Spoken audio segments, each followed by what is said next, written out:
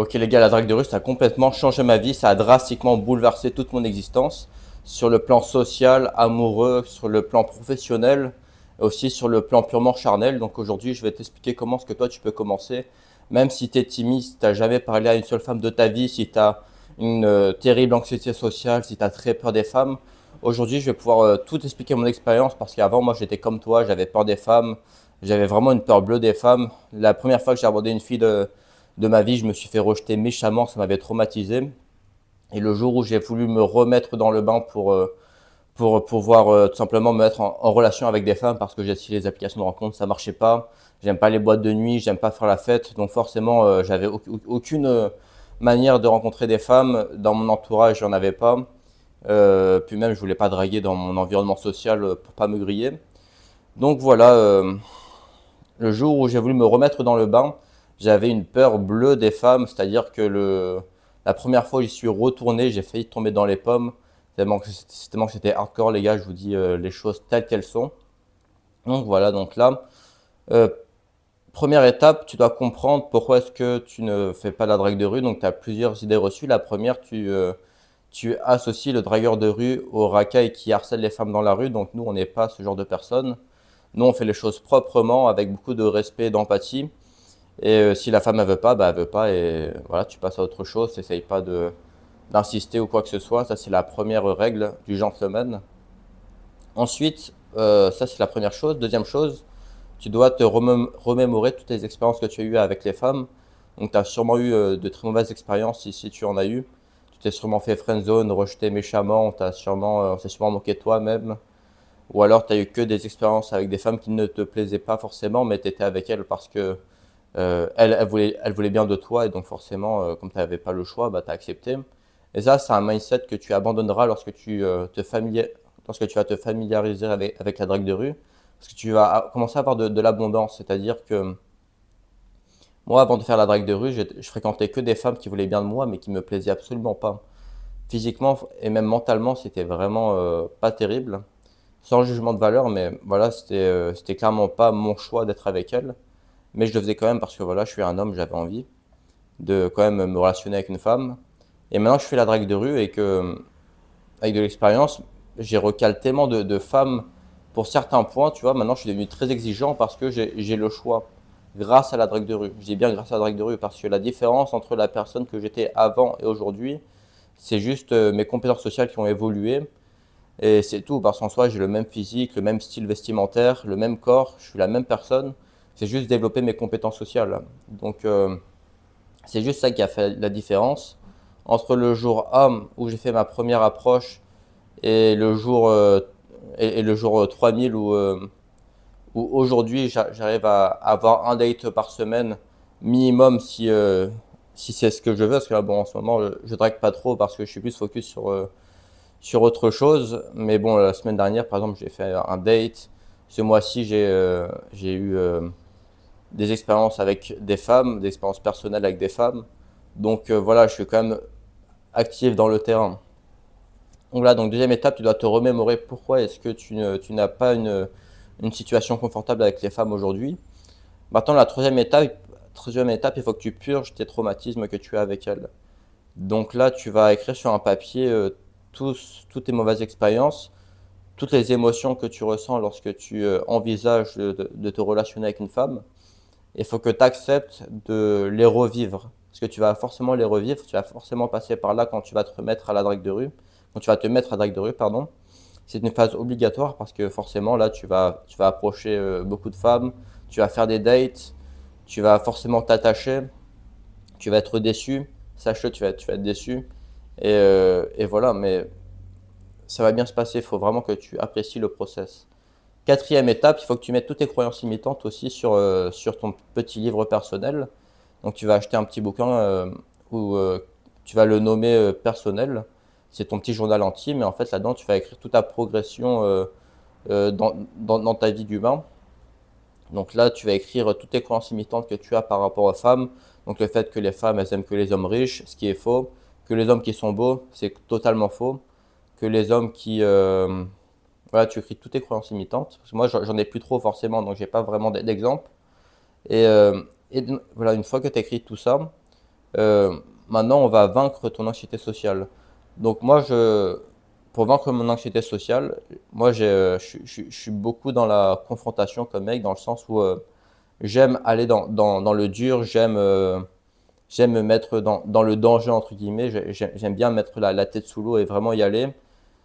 Ça, c'est ma personnalité, mais pour toi, comme je te connais pas, on va faire quelque chose de plutôt safe. Moi, ce que j'ai fait, c'est que je suis directement allé aborder, tu vois.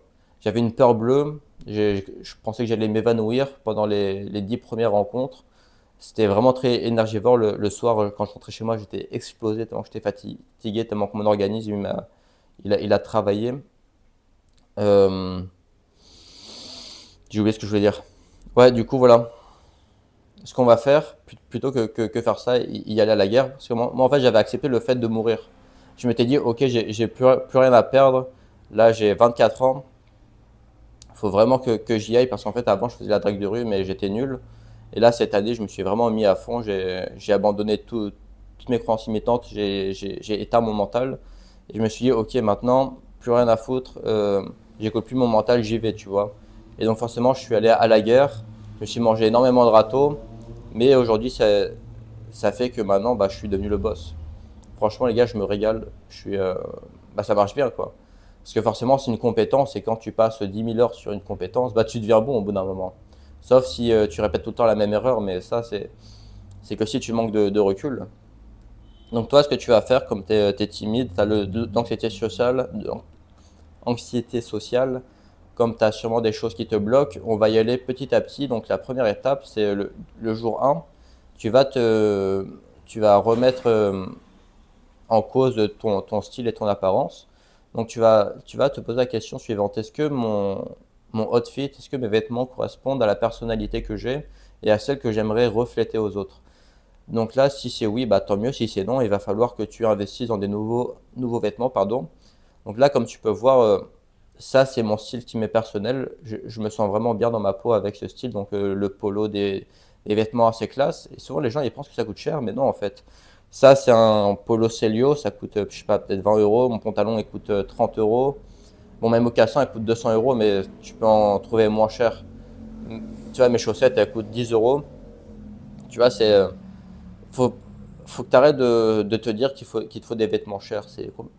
C'est complètement faux. En fait, les vêtements chers, c'est pour ceux qui ont soit les moyens de les acheter, soit pour ceux qui ont besoin de combler un manque. Sauf que tous ceux qui portent des vêtements avec des grosses marques, c'est euh, c'est des gens qui veulent afficher un certain statut, mais toi, tu n'as pas besoin de faire ça. Et même, ça va te desservir. Donc franchement, va à H&M, va à Celio, va à Zara, achète des marques pas chères, achète juste des vêtements qui te correspondent et qui te plaisent, des belles couleurs, des belles coupes. Donc voilà, une fois que c'est fait, tu vas mettre en, tu vas remettre en cause aussi ton apparence physique. Donc, est-ce que tu dois te raser? Est-ce que tu devrais laisser pousser la barbe? Est-ce que tu as une bonne hygiène dentaire? Est-ce que tu as une bonne hygiène corporelle? Est-ce que tu as une belle coupe de cheveux? Il faut vraiment que tu soignes ton apparence, que c'est ta carte de visite, ton apparence. Tous ceux qui disent que personne ne juge là-dessus, bah, c'est complètement faux. Tu n'as pas besoin d'être un 10 sur 10, mais le fait que tu sois soigné et que tu aies une bonne hygiène, ça va déjà renvoyer une image sérieuse de toi et une image qui donne envie de se projeter avec toi.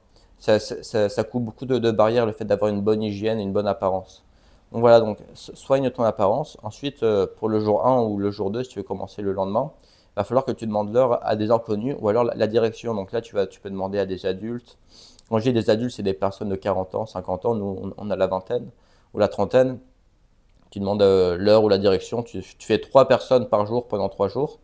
Donc là, au bout de 3 jours, tu auras parlé à 9 inconnus et là, normalement, ça va débloquer quelque chose à l'intérieur de toi. Tu vas te sentir beaucoup plus confiant, beaucoup moins anxieux à l'idée de pouvoir parler à quelqu'un d'autre. Et pour le jour 4, on va passer à quelque chose de beaucoup plus inconfortable. Et pour ça, j'ai un petit outil si tu bloques pour le jour 4. Donc d'abord, je te dis ce que tu dois faire. Donc tu vas devoir demander quelque chose à une fille de ton âge.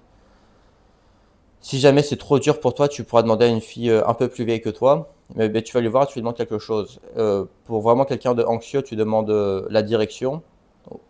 Parce que l'heure, bon, elle sait que tu as un téléphone. Tu demandes juste la direction, tu dis voilà, j'habite pas ici, tu sais où il est le centre commercial le plus proche, ou le McDo, ou la Fnac, ce que tu veux.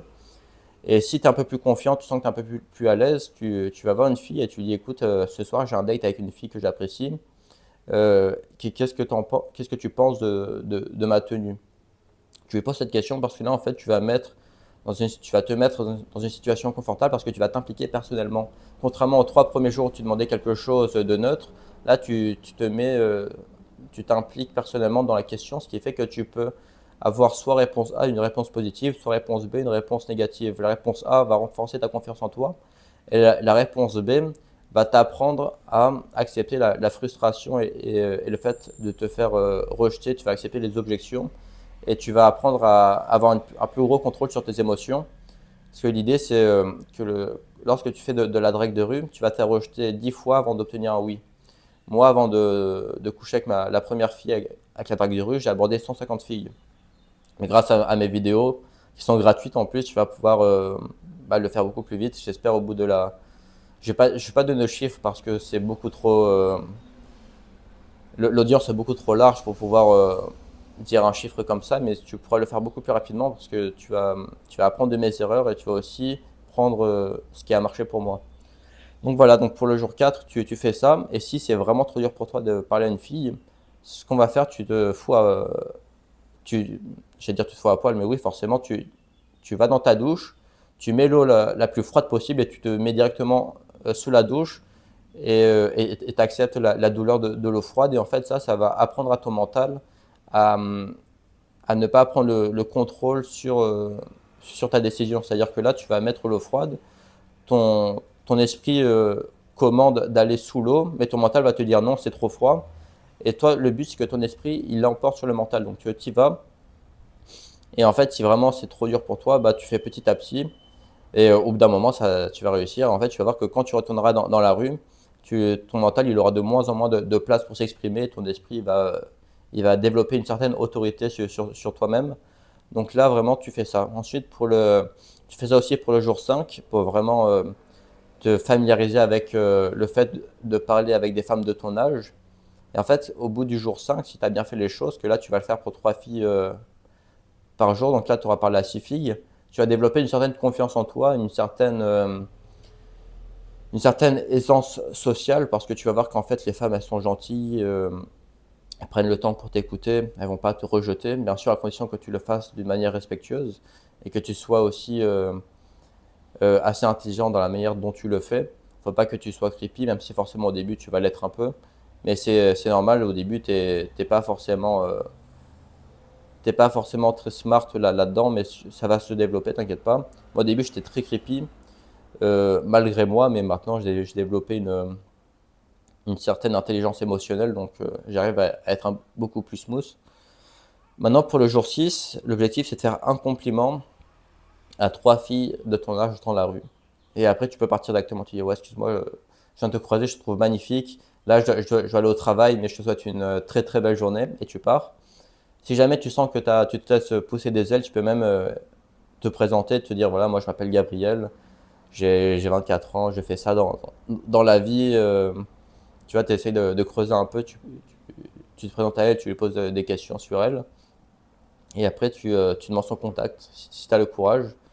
Et pour le jour 7, si tu n'as pas fait ça, si tu n'as pas fait la présentation et tu n'as pas demandé le contact, ton objectif, c'est que tu vas dans la rue, tu fais le même exo, mais ton objectif, c'est de demander au moins à 5 filles son contact. Et c'est pas grave si t'as pas son contact, mais le but, c'est de le faire. En fait, moi, au début, quand je faisais la drague de rue, le résultat, il m'intéressait pas. Je m'en foutais, les gars, qu'une fille me dise oui ou non, rien à foutre. Pour moi, c'était tellement une victoire, juste le fait d'y aller. C'était déjà une victoire, j'avais déjà tout gagné, tu vois. Le fait que dès lors que j'ouvre la bouche, j'avais une femme, j'avais déjà gagné en fait. Donc le reste, franchement, ça m'était vraiment égal, tu vois, qu'elle me donne son Insta ou pas, ça changeait rien à ma journée. C'était juste le bonus. Et donc voilà, tu fais cet exercice-là et là, tu vas réussir à pouvoir t'améliorer en drague de rue. Parce qu'en fait, au bout de ces 7 jours, tu vas vaincre ta timidité et ton anxiété sociale et ta peur du rejet. Et tu vas voir que ton mindset va totalement changer. Tu vas voir que le monde, il t'appartient, que tu peux conquérir n'importe quelle sphère, tu peux faire ce que tu veux, que l'avenir n'a aucune limite, que toi, tu peux te faire confiance parce que tu es un homme de confiance, que tu es un homme qui a des capacités. Et tu vas aussi comprendre que ton mental est ton pire ennemi et que jusqu'ici, tu t'étais auto-saboté constamment. par rapport à tes croyances limitantes, par rapport à tes émotions, par rapport aux peurs que tu as, qui sont inertes à la société, parce que la société t'a montré des hommes qui avaient beaucoup d'avantages physiques sur les réseaux sociaux, qui avaient un certain niveau de vie, etc. Ce qui fait que la normalité aujourd'hui, elle est complètement disproportionnée par rapport à la réalité. Donc là, ça va te remettre un peu les pieds dans la vraie vie. Et voilà, donc applique ces conseils et envoie-moi un petit message sur Instagram si jamais tu bloques sur certains points. Je serais ravi de répondre à tes questions et de t'aider tout simplement, de discuter avec toi. Et si tu as des choses à me partager aussi dans les commentaires que tu veux partager avec la communauté, avec grand plaisir. Moi, je réponds à tous les commentaires. Et voilà, je te souhaite une très bonne journée et à bientôt. Ciao, ciao.